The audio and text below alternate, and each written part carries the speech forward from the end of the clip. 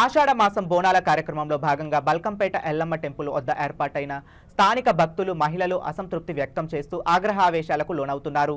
దేవాలయం వద్ద ఏర్పాటైన జోగినీలు అసంతృప్తి వ్యక్తం చేశారు. ఈ సందర్భంగా వారు మాట్లాడుతూ భక్తులు దేవాలయానికి భక్తితో వస్తారని, మనసు పెట్టి దేవాలయం కమిటీ ఏర్పాట్లు చేయాలని సూచించారు. దేవాలయాల వద్ద ఏర్పాట్లు సరిగ్గా చేయకపోవటం అన్యాయమని, వారికి అమ్మవారు క్షమించదని మండిపడ్డారు. ఈ ప్రభుత్వానికి బాధ్యత లేకుండా నిర్లక్ష్యంగా వ్యవహరిస్తున్న సంబంధిత అధికారులపై చర్యలు తీసుకోవాలని డిమాండ్ చేశారు. ఈ పోలీస్ డిపార్ట్మెంట్ గవర్నమెంట్ సర్వనాశనం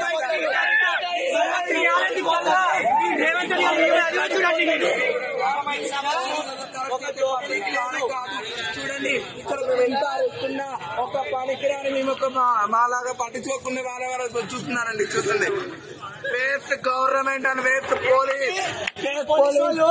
ఒక మొగలను కొడతారు కానీ అమ్మవారి రథోత్సవం అమ్మవారికి ఒక పబ్లిక్ లేదా? అమ్మవారి గుడి కమిటీ ఏం చేస్తుంది? గుడి ఈవో ఏం చేస్తుండు? గుర్తు కట్టించుకుంటున్నా? అమ్మవారికి ఒక బ్యాండ్ లేదు, ఒక డప్పు లేదు, ఒక బాజా లేదు. అరే షోపు డప్పుకి ఏకర్రా దేవుడికి. మనిషితో ఏంటి? మేము మనిషితో వస్తాము.